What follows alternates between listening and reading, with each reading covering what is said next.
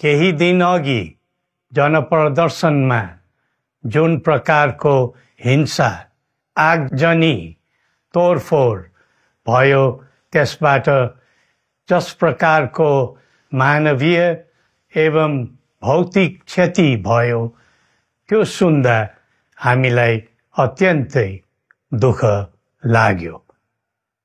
नागरिक स्वतन्त्रता भन्दा ठूलो तन्त्र वा वाद हुँदैन।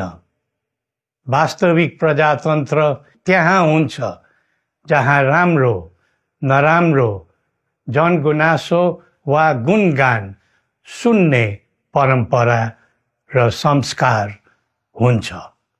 नेपाली जनतामा देश र भविष्यलाई लिएर जुन खालको जागरुकता पैदा भएको छ त्यसलाई हामीले सकारात्मक रूपमा लिएका छौं। वास्तवमा नेपाली जनतामा रहेको देशभक्तिपूर्ण भावना विश्वमै अनुकरणीय र अनुसरणीय छ।